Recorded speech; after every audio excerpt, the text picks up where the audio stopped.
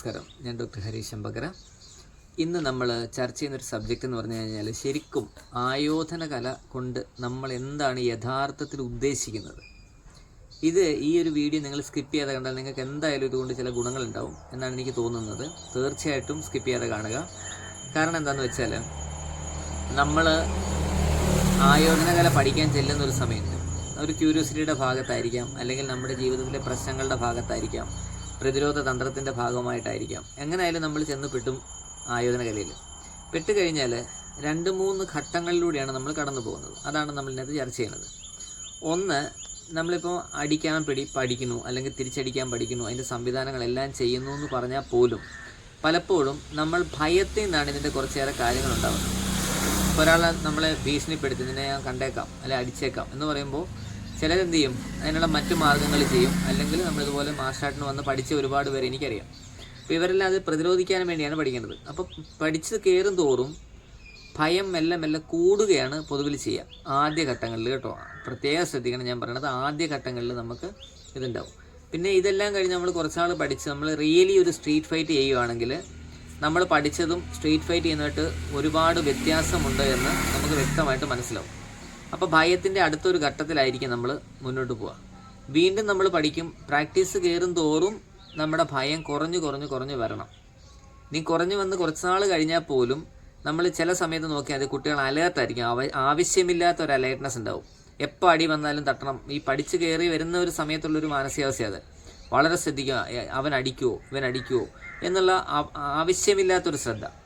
അതും കഴിഞ്ഞ് ഒരു ഭാഗം കഴിയുമ്പോഴാണ് യഥാർത്ഥത്തിൽ നമുക്ക് റിലാക്സ്ഡായിട്ട് നടക്കാൻ പറ്റുന്നത്. ആ റിലാക്സ്ഡായിട്ട് നിങ്ങൾ നടക്കാൻ പറ്റുന്നത് എപ്പോഴോ ആ സമയത്ത് ഒരു കാര്യം ഉറപ്പാണ്. നിങ്ങൾ പഠിച്ച ആയോധന കല എന്ന് പറയുന്നത്, മാർഷൽ ആർട്ട് എന്ന് പറയുന്നത് നിങ്ങളുടെ മസിൽ മെമ്മറിയിൽ ആയിട്ടുണ്ടാവും.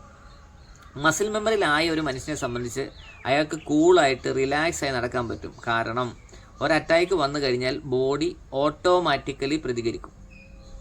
അപ്പോൾ അങ്ങനെ പ്രതികരിക്കത്തക്ക രീതിയിലേക്ക് എത്തലാണ് യഥാർത്ഥത്തിൽ ആയോധന കലയുടെ ലക്ഷ്യം. അവിടെ നീ ഒന്ന് അടിച്ച് വലതേക്ക് അടിക്കും, ഞാൻ ഇടതേക്ക് കേട്ടോ, അങ്ങനല്ല. എപ്പോൾ എതിലേ വന്നാലും എങ്ങനെ ആയിത്തീരും, അയാൾ ഓട്ടോമാറ്റിക്കലി പ്രതികരിക്കുന്ന ഒരു അവസ്ഥയിലേക്ക് വരും. അപ്പോൾ ആ വ്യക്തിക്ക് കാമായിട്ട് എന്ത് പ്രശ്നം വന്നാലും പ്രതിരോധിക്കത്തക്ക രീതിയിൽ, എന്നാൽ ഫ്രീ ആയിട്ട് സഞ്ചരിക്കാൻ പറ്റും. അങ്ങനെ ഫ്രീ ആയിട്ട് സഞ്ചരിക്കാൻ പറ്റുന്ന ഒരു അവസ്ഥയിലേക്ക് ആയോധന കല എത്തുമ്പോഴാണ് നമ്മൾ ഉദ്ദേശിക്കുന്ന ഒരു രീതി കിട്ടുന്നത്. അപ്പം നമ്മുടെ സുരക്ഷ നമ്മുടെ കയ്യിലുണ്ട് എന്നുള്ളത്, കീ നമ്മുടെ കയ്യിലുണ്ട് എന്നുള്ളത് നമുക്ക് ഉറപ്പായിരിക്കും. ആ ഉറപ്പിലേക്ക് വരികയാണ് ലക്ഷ്യം. അതിൻ്റെ കുഞ്ഞു കുറച്ച് ഉദാഹരണങ്ങളിലൂടെ ഞാൻ കാണിച്ചു തരാം. അപ്പോൾ നിങ്ങൾക്ക് കൃത്യമായിട്ടത് മനസ്സിലാവും. നേരെ വീഡിയോയിലേക്ക്.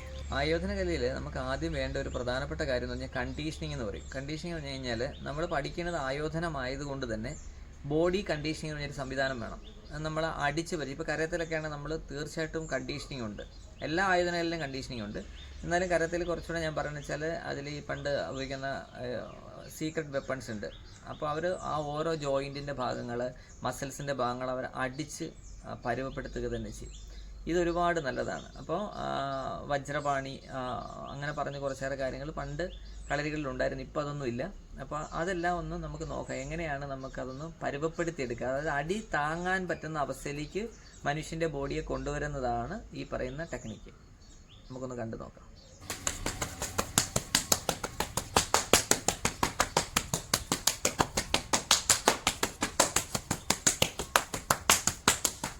ഇതിപ്പം കണ്ടീഷനിങ്, നമ്മുടെ ബോഡി അടി താങ്ങാൻ റെഡിയാവുക. ഇപ്പോൾ ഉദാഹരണം പറഞ്ഞാൽ നമ്മൾ ആദ്യമായിട്ട് അടി കിട്ടുന്ന ചിലപ്പോൾ ബോധമൊക്കെ പോവാം.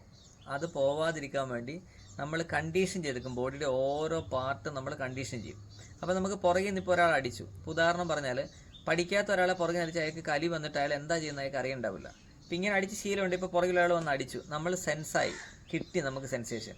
അപ്പോൾ പെട്ടെന്ന് നമ്മളൊന്ന് അവെയറായി നമുക്ക് തിരിയാനുള്ള സംവിധാനങ്ങൾ കിട്ടും. ദേഷ്യം വരില്ല. കാരണം സ്ഥിരം അടി കിട്ടി ശീലമുള്ളപ്പം പുറത്തുനിന്നൊരു ചെറിയ അടി കിട്ടിയാൽ നമ്മൾ മൈൻഡ് ചെയ്യുമോ. അപ്പോൾ അതൊരു ക്ഷമയുടെ പാഠമായിട്ടും കരുതാം. ഇനി ഇങ്ങനെ ഈ കണ്ടീഷൻ ചെയ്യുന്ന സമയത്ത് എങ്ങനെയാണ് അത് ബ്ലോക്കിലേക്ക് മാറുന്നത് എന്നുള്ളതാണ് ഇവിടെ ശ്രദ്ധിക്കേണ്ട കാര്യം. നമ്മൾ പല ആർട്ടുകളിലും centre block, upper block, lower block അങ്ങനെയാണ് ചെയ്യുന്നത്. എങ്കിലും ഇങ്ങനെയുള്ള കണ്ടീഷനിങ് വരുന്ന സമയത്ത് പ്രത്യേകത എന്താ വെച്ചാൽ അവിടെ ഇന്ന ബ്ലോക്ക് എന്നില്ല, വരുന്നതിനെ എടുത്ത് പഠിക്കണം. മനസ്സിലായോ? എങ്ങനെ വരുന്നതിനെ എടുത്ത് പഠിക്കണം, അതാണ് അടുത്തായിട്ട് കാണിക്കുന്നത്.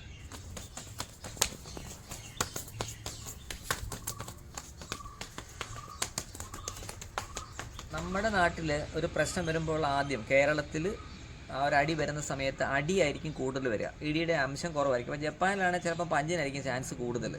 അപ്പോൾ അതുകൊണ്ട് നമ്മളിവിടെ അടി വരുന്നത് കൊണ്ടാണ് കണ്ടീഷനിങ്ങിൽ ഇങ്ങനെ പറയണത്. ഇനി ഇതിനകത്ത് മിക്സഡ് ആയിട്ടുള്ള ചില സംഗതികളുണ്ട്. അതായത് അടിക്കുന്നത് ഇപ്പോൾ തട്ടുന്നത് മനസ്സിലായില്ലേ, അതിൻ്റെ കൂടെ തന്നെ ഇടയ്ക്കിടയ്ക്ക് ഓരോ പഞ്ചൂടെ ചെയ്ത് കൊടുക്കുക. ഒന്ന് കണ്ടു നോക്കാം.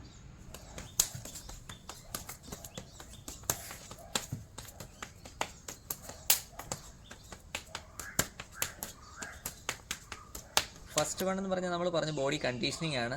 സെക്കൻഡ് വൺ എന്ന് പറഞ്ഞു കഴിഞ്ഞാൽ അടിക്കുന്ന കൂടെ തട്ടാൻ പഠിക്കുന്നു. തേർഡ് വൺ പഞ്ചൂടെ എടുക്കുന്നു. ഇനി എന്താണെന്നുള്ളത് നമുക്കറിയാം. കിക്ക് കൂടെ എടുക്കാനായിട്ട് ശീലിക്കണം അല്ലേ. കിക്ക് എടുക്കുമ്പോൾ ശ്രദ്ധിക്കേണ്ട, കാലിന് നീളക്കൂടുതലായതുകൊണ്ട് അടി അടുത്ത് വരുമ്പോൾ കിക്ക് വരുമ്പോൾ ഇറങ്ങി തട്ടുന്നതായിരിക്കും സേഫ് പഠിക്കുന്ന സമയത്ത്.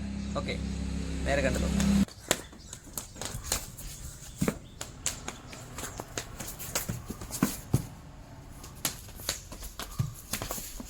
ഇത് ശരിക്കും ഒരു കോമ്പിനേഷൻ ടെക്നിക്കാണ്. ഇപ്പം നമ്മൾ ചെയ്തു, നമ്മൾ അടിച്ചു, ബ്ലോക്ക് ചെയ്തു, പഞ്ച് ചെയ്തു, ദെൻ കിക്ക് ചെയ്തു, അങ്ങനെയുള്ള കുറച്ചേറെ സാധനങ്ങളല്ലേ വരുന്നത്. ഇത് കൂടാതെ ഇനി വേറെ കുറച്ച് കാര്യങ്ങൾ ഇതിനകത്ത് വരും. അടിച്ച് നമ്മൾ സൈഡിലേക്കൊക്കെ തിരിയുമ്പോൾ വേണേൽ നമുക്കൊരു ബിയർ ഹഗ്ഗോ ഒക്കെ ചെയ്യാൻ പറ്റും. ക്യാച്ച് ചെയ്യുകയോ ഇനി അല്ലെങ്കിൽ ചോക്ക് ചെയ്യുകയോ ഒക്കെ ചെയ്യാൻ പറ്റും. അതും ഇതിൻ്റെ കൂടെ അപ്ലൈ ചെയ്ത് പഠിക്കേണ്ട ഒരു കാര്യമാണെന്നാണ് എൻ്റെ അഭിപ്രായം. നമുക്കൊന്ന് കണ്ടു നോക്കാം അല്ലേ.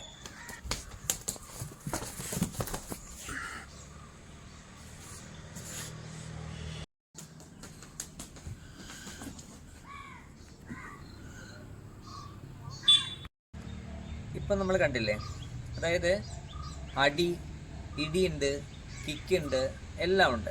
ഇത് നിരന്തരം ചെയ്യണം, ഡെയിലി ചെയ്യണം. ഡെയിലി ചെയ്യുമ്പോൾ ഇതെല്ലാം തന്നെ മസിൽ മെമ്മറി കിടക്കും. മസിൽ മെമ്മറി കിടക്കുമ്പോൾ യാദൃച്ഛികമായിട്ട്, വളരെ യാദൃച്ഛികമായിട്ട് ഒരാൾ വന്ന് നമ്മൾ എന്തെങ്കിലും ചെയ്താൽ ഓട്ടോമാറ്റിക്കലി പഠിച്ചും മനസ്സിലാക്കിയമായ കാര്യങ്ങൾ ഓട്ടോമാറ്റിക്കായിട്ട് വരണം ബോഡിയിൽ. അതിനാണ് ആയുധകല പഠിക്കുന്നത്. അപ്പോൾ നമുക്ക് എന്താണ്, ഈസി ആയിട്ട് കൂളായിട്ട് പലതും ചെയ്യാൻ പറ്റും. അതെങ്ങനെയാണ് മസിൽ മെമ്മറി കിടക്കുന്നത്, കൃത്യമായിട്ട് ഇതിൽ പ്രാക്ടിക്കലായിട്ട് വരുന്നത് എന്നുള്ളത് കാണിച്ചു തരാൻ നോക്കുക.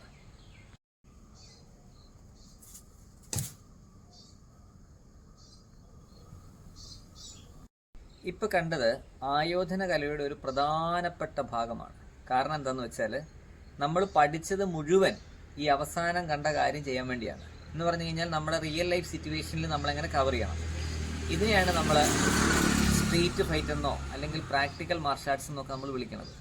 ഇതിലേക്ക് എത്തിപ്പെട്ടാൽ മാത്രമേ നമ്മൾ പഠിച്ച കല കാര്യങ്ങളും ആവുള്ളൂ. ഇവിടെ നമ്മൾ എന്തെന്ന് വെച്ചാൽ കുത്തി ഒന്ന് തട്ടി, അത് കൈക്കൊന്ന് പഞ്ച് ചെയ്തപ്പോൾ ബ്ലോക്ക് ചെയ്തത് തന്നെയാണ് കത്തിക്ക് കുത്തുമ്പോഴും സംഭവിക്കുന്നത്. ബ്ലോക്ക് ചെയ്തു. ആ ബ്ലോക്ക് ചെയ്തതിന് ശേഷം നമ്മൾ ഒരു നിമിഷം ഒന്ന് തട്ടി അവിടെ നിന്നു.